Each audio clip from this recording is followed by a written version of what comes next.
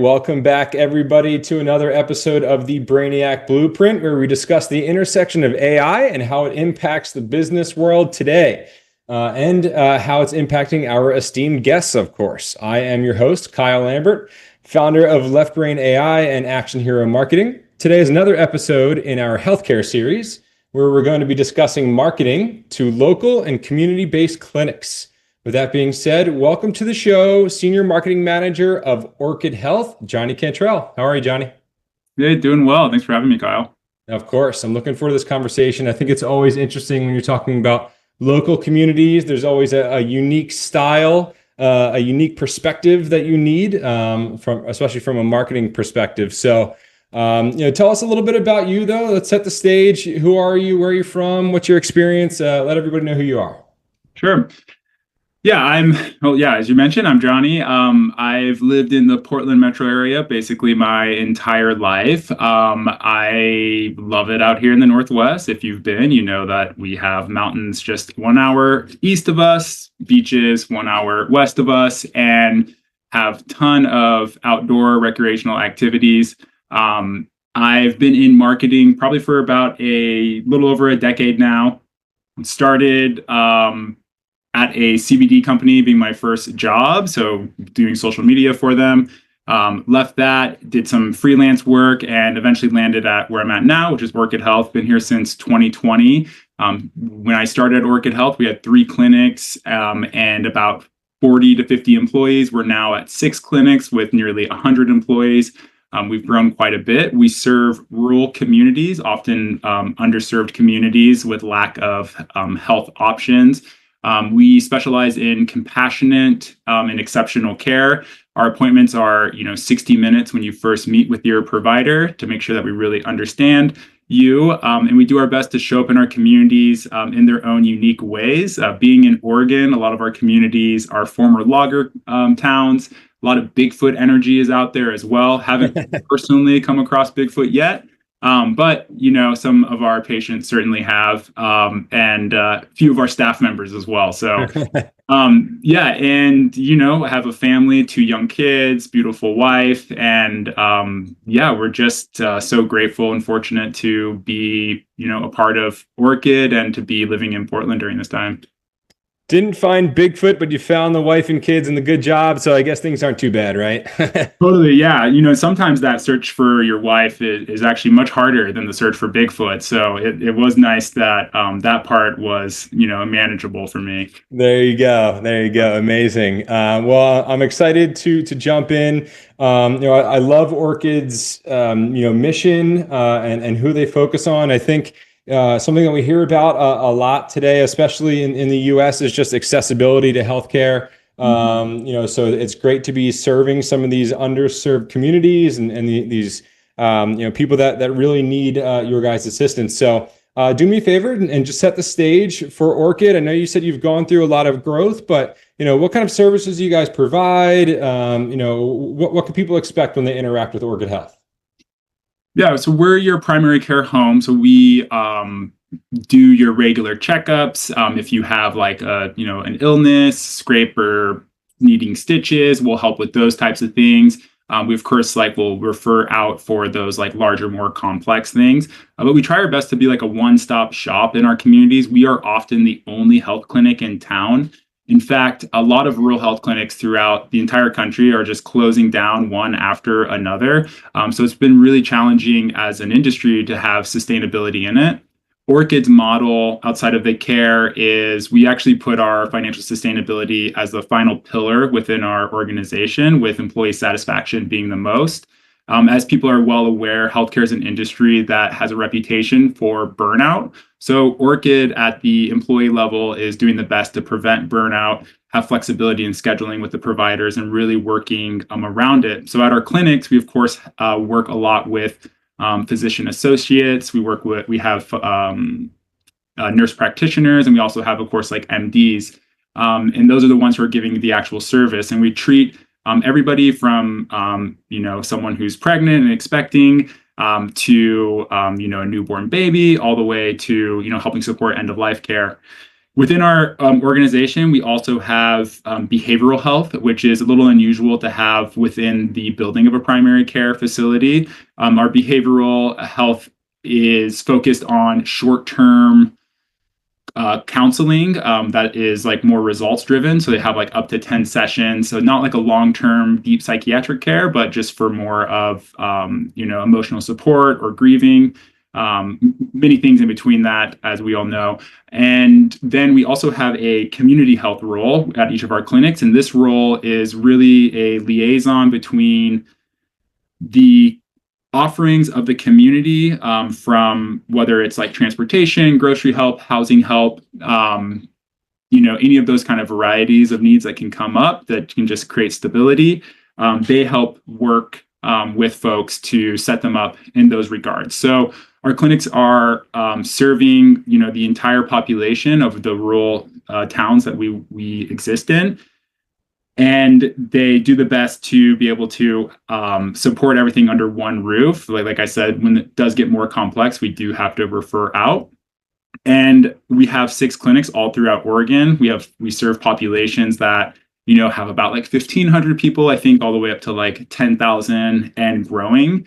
So it's been a really transformative experience to work in rural health, especially just in healthcare, to get to hear some of these like amazing patient stories, where I got to hear a story today about a mom that we helped out who, when she first was coming to the clinic, had a bunch of high health needs, hadn't seen the doctor in a while, hadn't been to the dentist. We made sure to get her like set up and insured even to get access to that. Help support like getting her a car seat for her child. So there's just like things even like that where it can even seem a little outside of like your healthcare world. But about 95% of our health, 90 to 95% of our health happens outside of the doctor's office. And so being able to meet our community for their mental health, for like their health that exists outside of the clinic walls, is super important to being successful. So that's a little bit about Orchid, our services, and some background on like what the organizational, pillars are and, the why behind it. Amazing. So, if anybody wants to check out more about Orchid Health, you can look at orchidhealth.org. A lot of information on there. You mentioned some amazing things there, Jonny. It's very cool to hear. It's a very compassionate organization. It seems like it's there to truly help in a lot of different facets of life. There is one thing that I didn't want to just skip over, though. You had mentioned that they focus a lot on employee satisfaction. It sounds like, again, there's compassion there as well as for patients. And I think today in the age of information, your talent is the most important part of an organization, like keeping those good people and those good workers. So I'm curious if you have kind of a story or maybe something that you've seen or heard that Orchid has done to truly support, whether it's an individual or a group or a team. I think you were there during COVID. So I'm just curious if there's any kind of an employee highlight that you might be able to share. I always find that kind of interesting. Yeah, there's a lot of things we do to support employee well-being, ranging from, ongoing improvements to benefit packages that, include 401ks that, have insurance that can expand to your family, being able to get, care at each of our clinic as an employee. We have a well-being fund. So every year an employee gets $1,000 from the company to spend it on whatever they want that's in support of their health. So like I've bought knives with that. I've paid dental bills with that. It's little things like that. The one story that comes to my mind on how we showed up for our employees happened in 2020. It actually is not related to COVID. In 2020, we had a devastating wildfire take place at one of our clinics. It's called the Holiday Farm Fire, and it happened on the Mackenzie River. And we recently that year just occupied the first ever rural health clinic, federally recognized rural health clinic in Oregon, called the Mackenzie River Clinic. We had taken it over in January, and come August, I believe, maybe July, I'm pretty sure it was August, late August, maybe early September. So we'll have to look at that date to fact check fully. But Holiday Farm Fire, this fire breaks out and it devastates the community, including our clinic. Our clinic gets totally burnt down in this process during this time. And so I remember just getting, receiving like a text message first thing in the morning that's like, we got this situation. And, the people we employ, we do our best to employ people who live in the community. It's very important that they have that connection to realities in the community.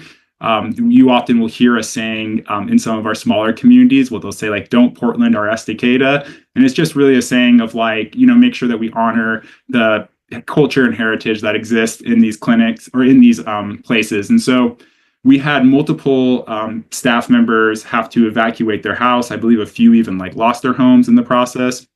And so during that time, like Orchid ensured that, the folks who got displaced like would continue to receive pay during this time and weren't being expected to come back to work.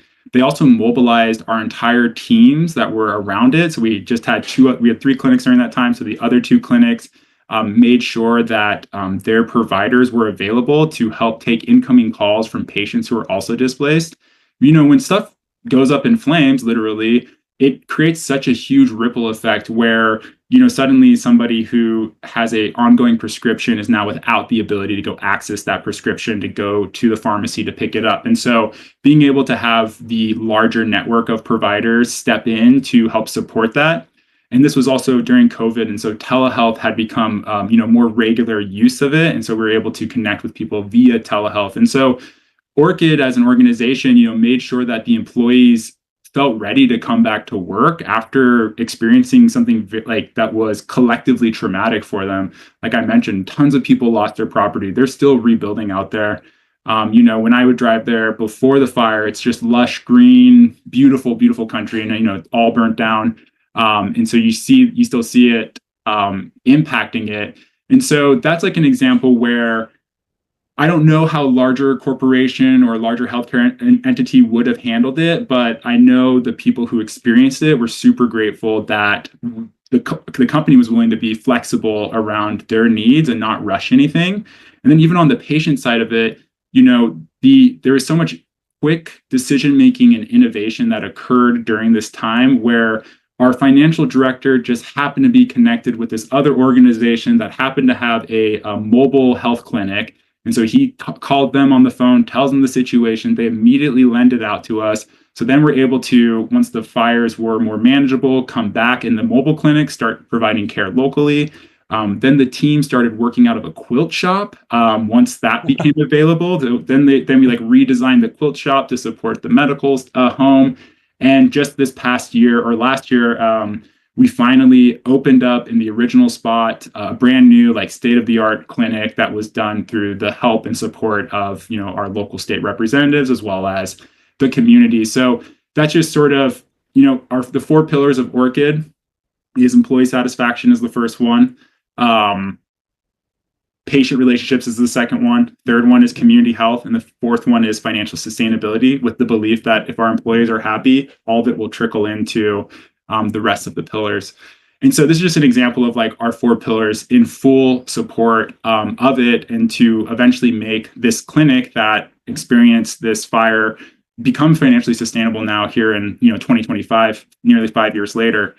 So that one just touched on all of the pillars and being able to show up, with compassion and understanding and giving grace to the folks who had experienced something that was, so heartbreaking and challenging.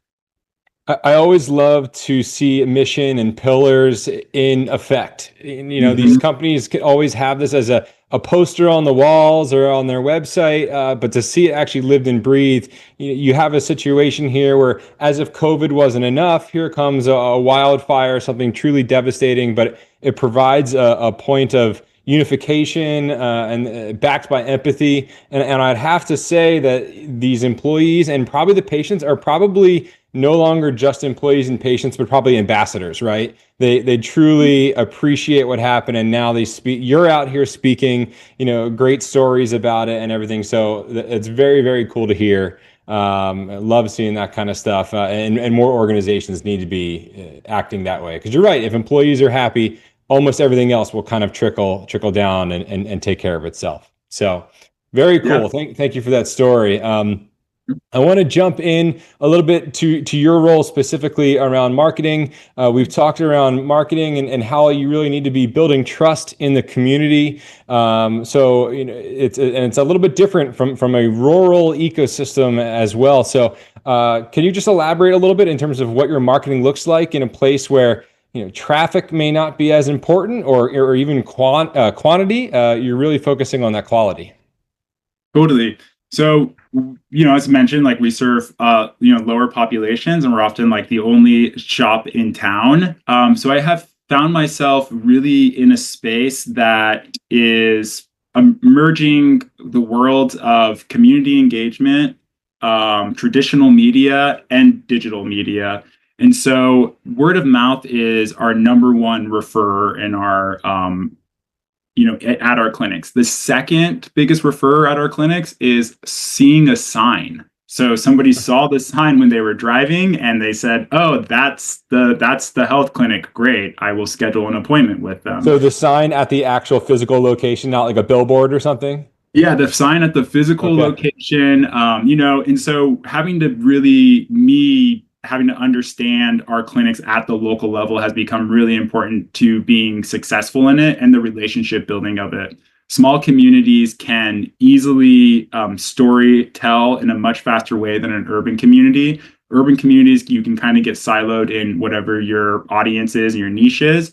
But in a smaller community, they're talking to each other. And so we really have to find where people are showing up at, whether it is at the local library, or there's maybe some kind of community park, or there's like another trusted partner.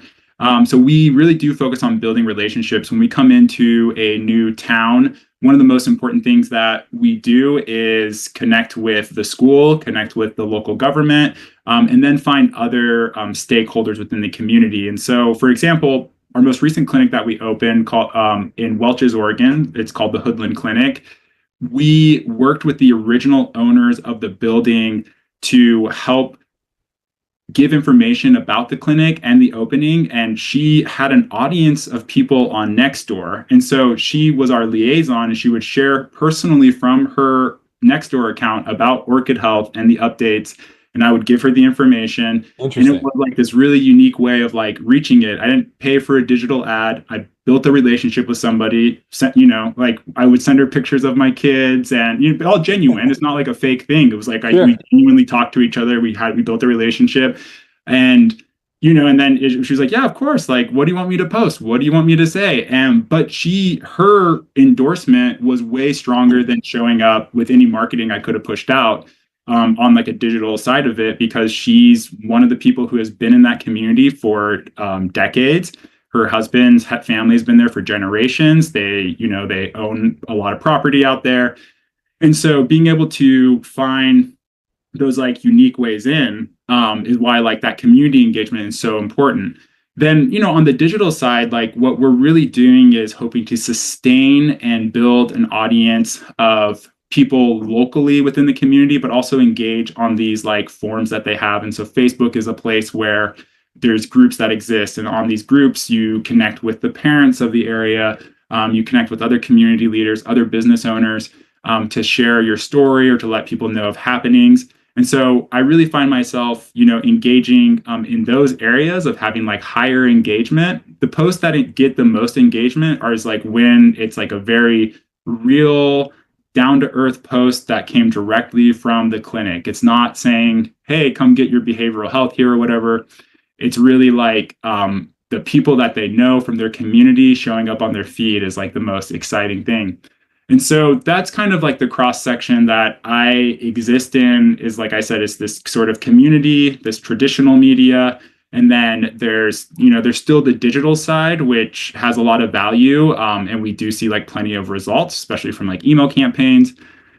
But the relationship building and endorsements and trust is the thing that helps our clinics remain sustainable in these smaller communities, when it is really easy for a story to dominate, the arena, so to speak.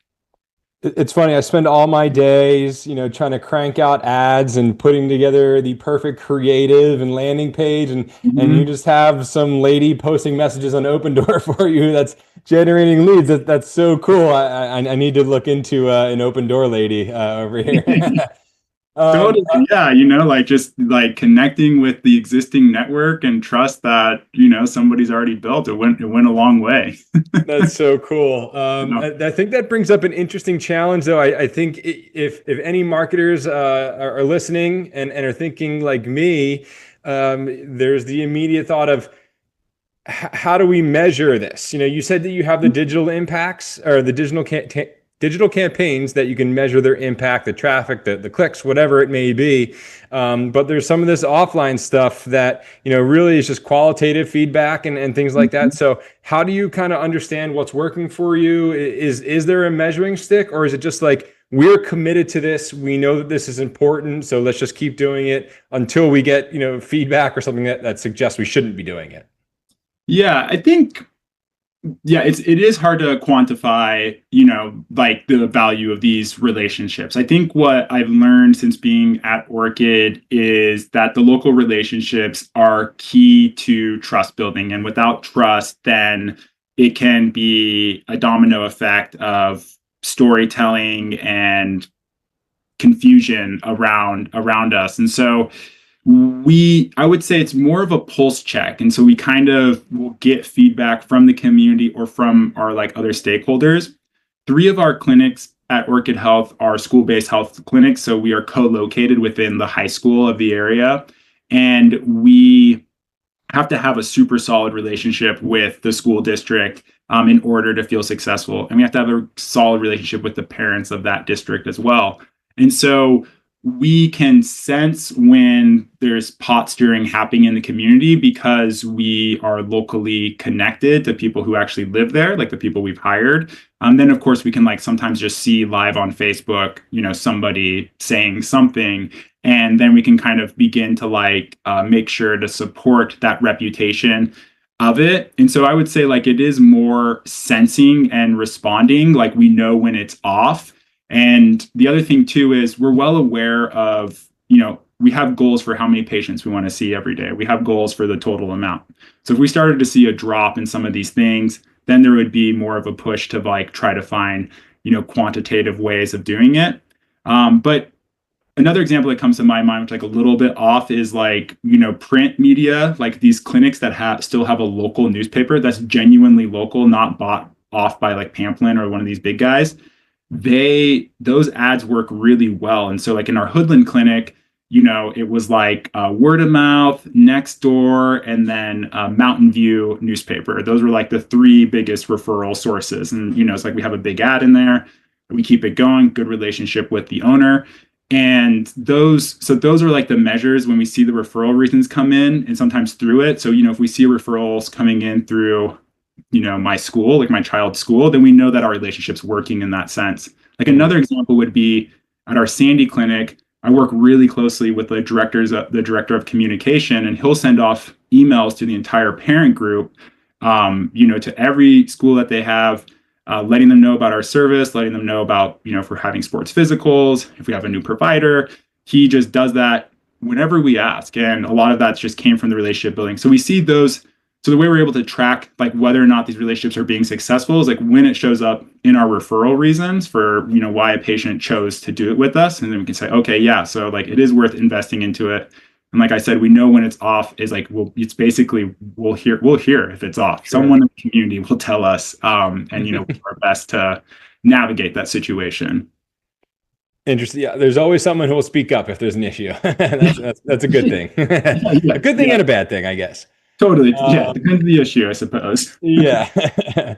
So I'm curious, in terms of your marketing, I know Orchid has multiple locations. Mm-hmm. Do you have an overarching strategy, or is there a strategy specific for each location? Because these are the services that are needed there more, or this is what's resonating more, or is it a combination of both? You have, a high level brand strategy and then, nuances per location.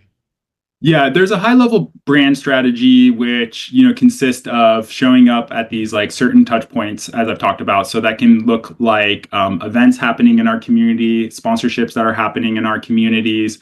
It could look like the overall digital strategy, which is, basically Instagram, Facebook, trying to capture emails. So those are ones that we show up with basically same continuity throughout. But then where the more nuanced happenings occur is just at that local level. So one of the things that we have implemented since I was here, which came from a reputational challenge that we had, was a role that's the marketing PR liaison. So at each of our clinics, we've identified somebody who is able to take on an extra responsibility to be the person to work directly with marketing in case there is a PR challenge or some kind of nuance about the community. And so we really work with them to identify high impact spaces that we can show up. So like an example of that is one of our clinics, our first clinic is out in this town called Oak Ridge, former big logging community. And they have an annual like heritage festival called the Tree Planting Festival. And for many years, for some reason, our clinic hadn't participated in it, or they like, maybe it wasn't going on. I can't remember the full story, but when we had our PR marketing liaison work with us, they were able to identify that one, there was actually a need to revamp the tree planting festival.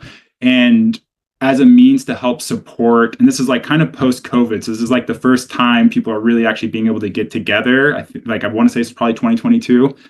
And this Heritage Festival really connected with people who had grown up in the area because it was the place they remember the parade going through. It's the place they remember doing like the Children's Olympics. It's like the place they remember people, they like award the, town princess there and stuff. And so it really holds this a huge sentimental value. And so when it was getting revamped, we had additional funds from a government grant during that time. And we just said, like, we're going to go all in. Like, we're going to go all in to help support this and make it sustainable and give it the leg up that it needs. And that was identified through our clinic. It was identified through our, marketing liaison person. And so, yeah, those are like all the ways. I feel like I probably trailed off a little bit from your original question, Kyle, but I hope I managed to answer it. But that's just like an example of like using. It's a perfect example. Yeah. Yeah. Using the local resources as a means to market ourselves, but in a way that is authentic and for the community. And then, yeah, like I said, we just have our overall kind of digital strategy, which I feel like I have the most control over. And then it does basically vary off for each clinic because they're all different. It's really, really wild, but they're all different. I'm sure they are. That's some very interesting stuff. So I want to pivot slightly. This is a AI podcast, obviously. So I do want to jump into AI and tech a little bit. And when you and I were previously connecting, you had mentioned that Orchid Health isn't necessarily a tech first organization, but you are starting to integrate certain things. And I think you alluded to it in an earlier story about having telehealth at schools and in nurses' office. So I'm curious how you are implementing some of these. I think previously you mentioned maybe there's a scribe being used or an assistant. So I'm curious where AI fits into the model currently and kind of what you have on your roadmap and how you want to continue to use that to support the community while also maybe having some resistance both from the community as well as the clinicians. Yeah, so there's a few ways right now that we're integrating AI into the actual delivery of care. One of the things that we just recently implemented is called Freed.ai, and it's a scribing tool that is made for... You're not going to believe this. I literally yesterday interviewed for the podcast the content manager from Freed. My mind's blown right now. That's so funny. I'm going to have to let her know. Yeah, let her know. I just like peeked. I just reviewed their entire website so I could pull information and, write the content, and that's rad. So yeah, so we're using her platform, and it's a tool that if you listen to this previous podcast, I'm sure you got all of it, but the only one you're listening to, I'll tell you live time what it's about. It will basically listen to the conversation between the provider and the patient, and then it will give you a report out of what that conversation was about, your next steps, etc. What's really valuable about that is our providers are just inundated with paperwork. It's not, we as patients don't really see that side of it, but they're dealing with like the insurance side of it, like documentation, having to put codes in. They're having to spend a lot of their time doing administrative tasks. And most providers get into the game, believe it or not, to give care to people and not to do administrative tasks. And so this tool has been really great to roll out because it's starting to save providers time and thinking capacity. I forget what the word is, but there's like a phrase that people use when they have to transition from like one thing to the next. And that it's really challenging to kind of go from like, right next to a patient, talking to them. And we're often meeting people, when they're struggling a lot and they're just like high needs, right? So it's a lot to like go and be like, okay, now I'm going to go and like do all my billing and And so this like, is a tool that we are able to use to help providers out. So, like totally like an employee well-being thing. Now, in terms of like, do our patients necessarily accept and adopt it? That's kind of still, we'll see what that actual number ends up being. We're doing our best right now to, I just made this like flyer based off of free.ai's information that just sort of speaks to the validity of it, as well as like the safety around it and the fact that they are, backed by HIPAA regulations. And so they're doing their best to keep all this stuff safe. So there can be in some of our communities a little bit of a distrust of like the digital age. So we'll hear kind of people like are unwilling to do a digital new patient packet. They'll only do it, like on paperwork. So there's sometimes some hesitancy to adopt. I do think things like this that feel very straightforward and valuable will be simpler to adopt. Another example of like AI showing up in our care was we were part of this grant that was with school-based health clinics where you could use telehealth in the nurse's office at the school. And there was this tool called like the Tyco tool. I can't remember the name of it. It's essentially this like little device that's like as big as your palm. And it has like a little camera at the tip of it. And you can put it on your body and it will like read your vital signs. It will test your heart rate. And it will then feed information to the provider on the other side of the telehealth call. And I believe this was rolled out probably like 2020, 2021. It was kind of like a pandemic artifact. But I think even now, like those types of tools, and we're not necessarily using these tools day to day in our clinics, but like my understanding is like those tools even now have gotten more advanced to be able to do predictive modeling. And so those are like some of the ways we've seen AI show up in our care. Our administrative side is continuing to embrace and understand the right way to use AI as like an effective way. You probably hear this term a lot, like called AI slop, where it just sort of like is, just like it's like you look at it, you're like, dude, come on, like, can you like view this one more time before you like put it in front of us? This has like 20 M dashes in here, and that's how it's all the telltale. And so there's been more of an adoption. Our HR team is one of the early adopters of using AI as a means to help support policy and help support putting up guardrails. We in the marketing team very much early adopted AI. Like when I was working with my mentor back when AI was really starting to roll out, we would just be like on ChatGPT trying to figure out like what kind of creatives can it do. And so when my department right now is myself, and I have a marketing coordinator that I work with, plus those liaisons I talked about. So being able to like use AI is really helping elevate all of our content overall. And it also can work as a feedback loop of information. And so there's something that's more advanced and can pull from more information than like I have. I'm mostly self-taught in marketing. My degree is in history. And so I like learned marketing through doing and reading books.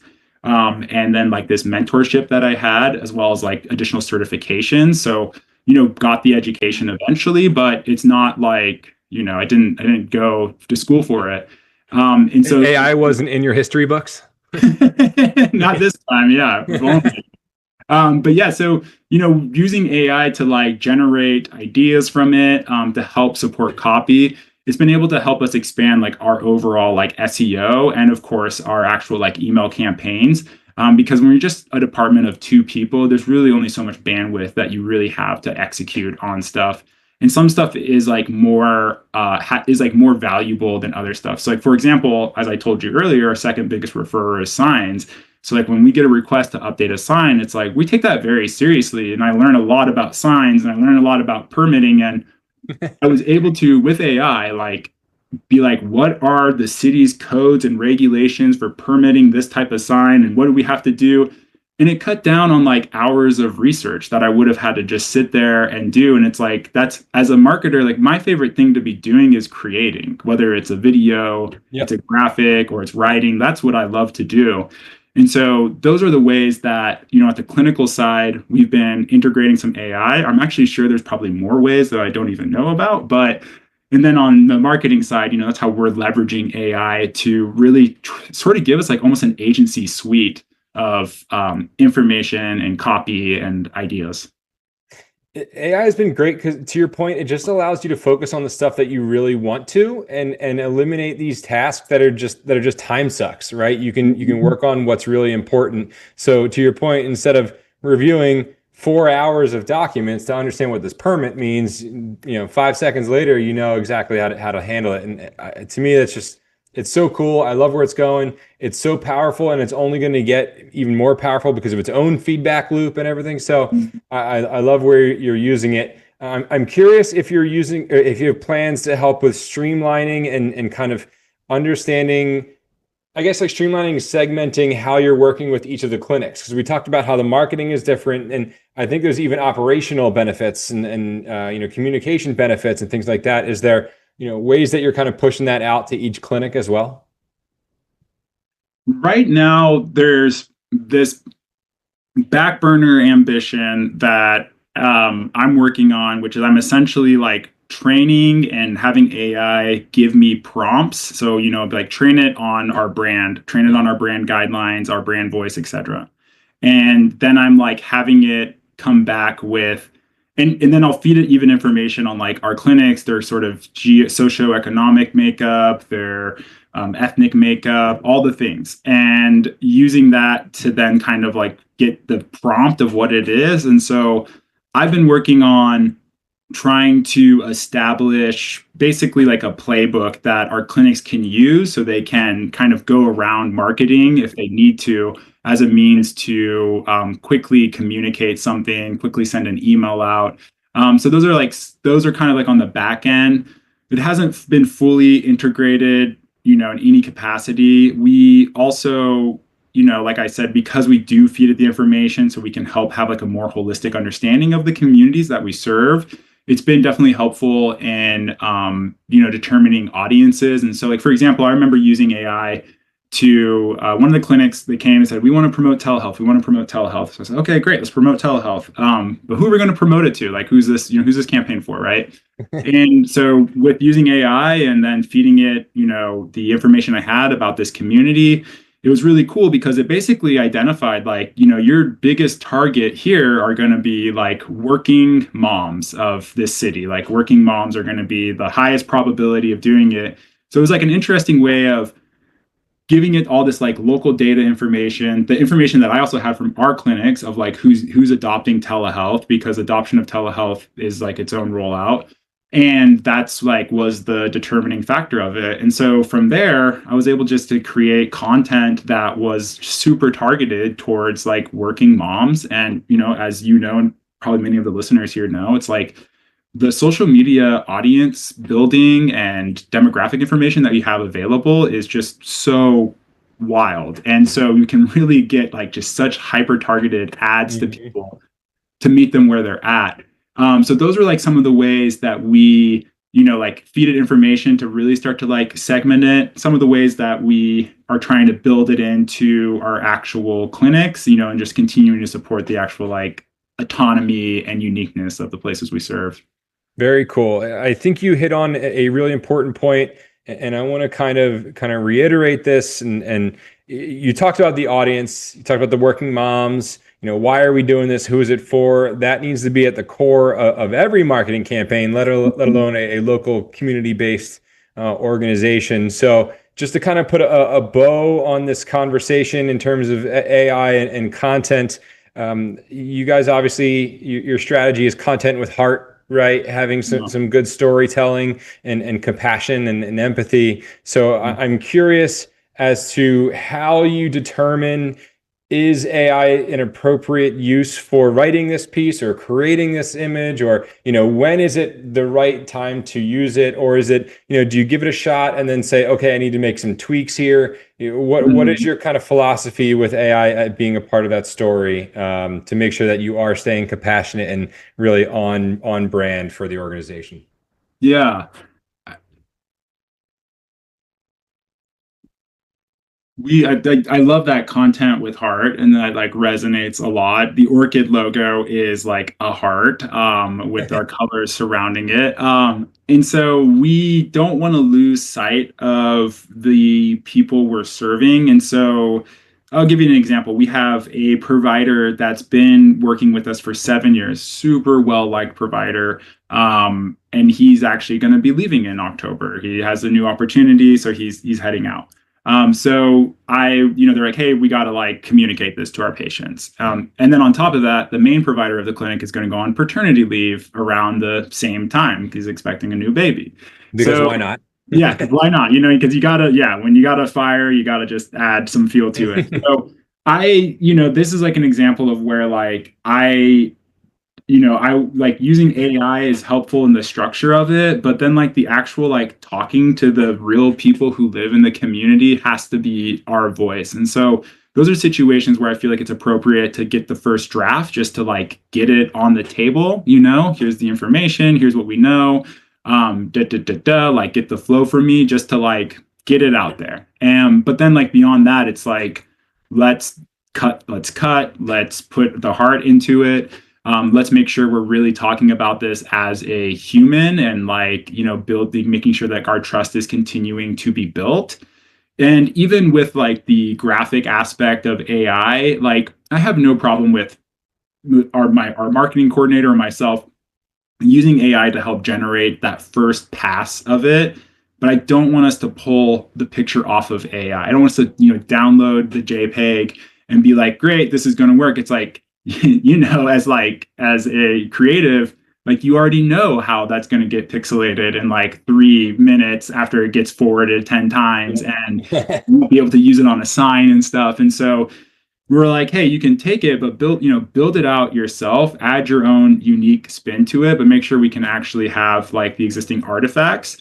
And so those are like the spaces where we just want to be like sensitive to how we show up. And then, like I mentioned, like when our clinics just want to post something that's like organic and natural, like we want it to feel organic and natural. And so sometimes it's just like, hey, we're over at the like Wooden Boat Festival, like come check us out. Like those things are totally fine too. It doesn't always have to be, I saw your cat is that your cat just came through? Like, he makes an appearance in pretty much every episode as soon as I start talking. So he looks like, I had a cat that looked just like that growing up. She lived my little gray girl. Yeah, she lived to be like 22.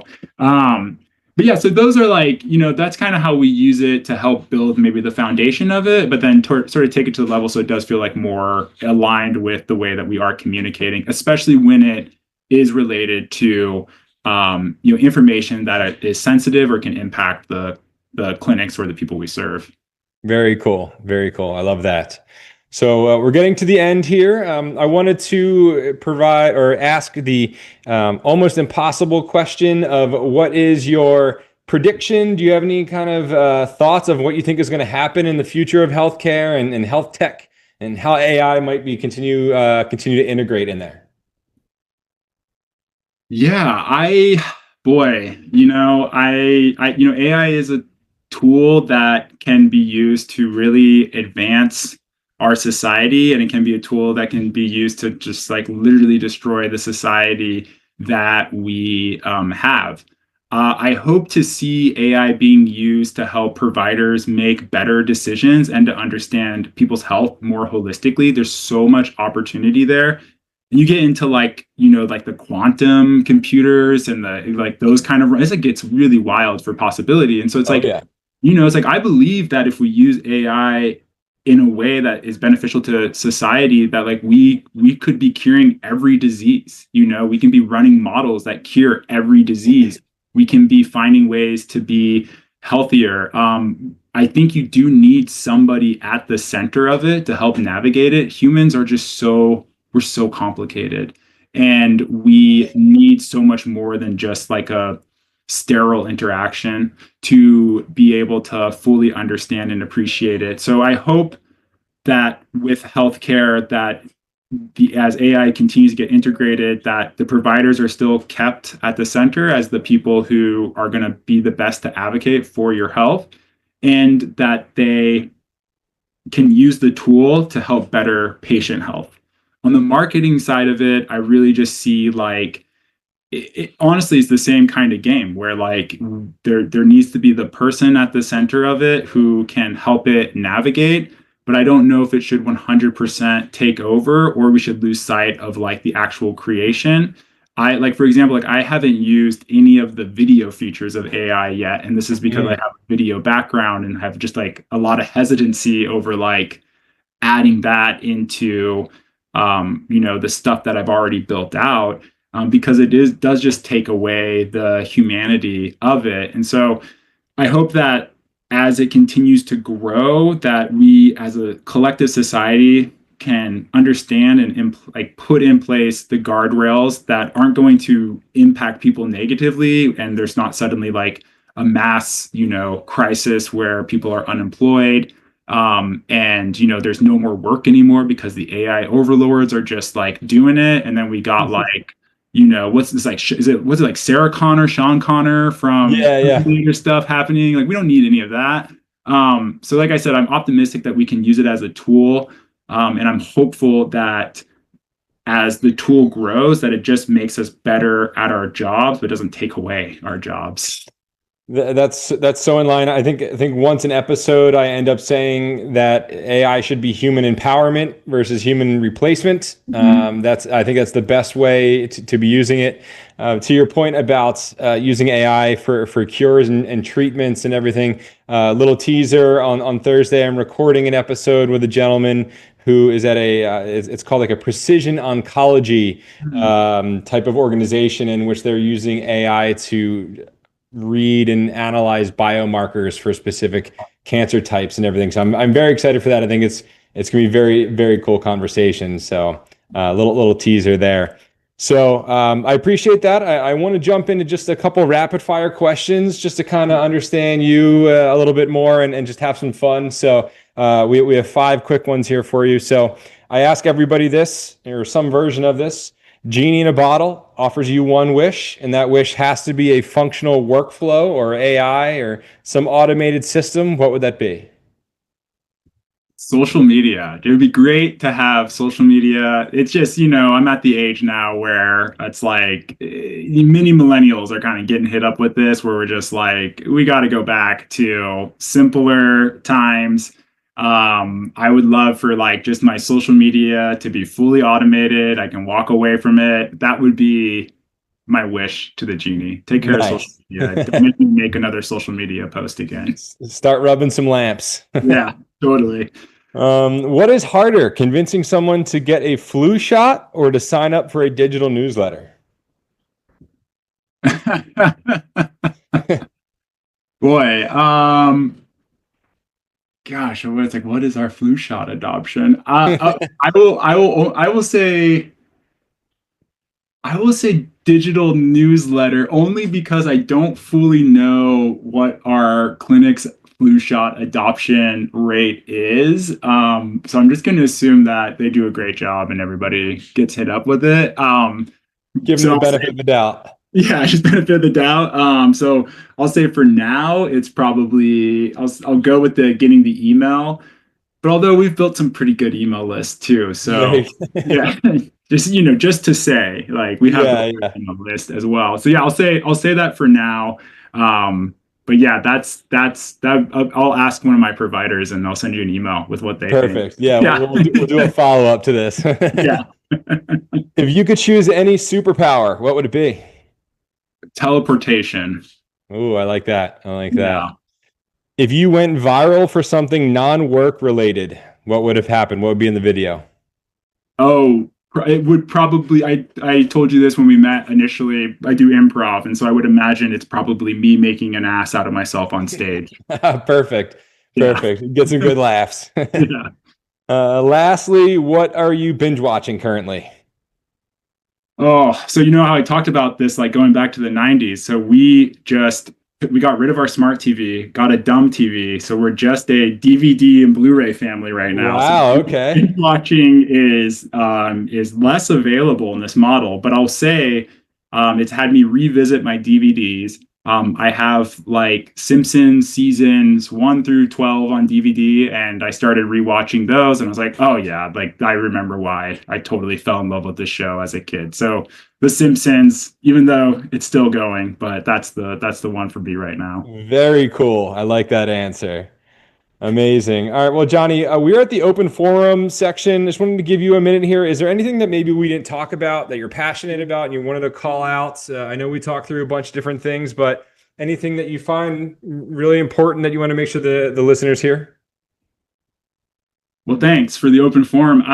I would just say, as I mentioned earlier, like 90 to 95% of our health takes place outside of the doctor's office. A lot of our health takes place in the community that we have, the home that we have, the environments that we're surrounded with, and then our day-to-day actions. And so if I had like just sort of one thing to give people, it's just get to know your neighbors, make sure you connect with your friends, go on walks, join a group, love yourself. The world is of course super challenging, and there's a lot of suffering that occurs in this world, but you can be a light, and your light shining for just a few people will help it shine larger and larger. It's a butterfly effect. And so just encouraging people that, the doctor's office, only 5 to 10% of your health is going to get taken care of there.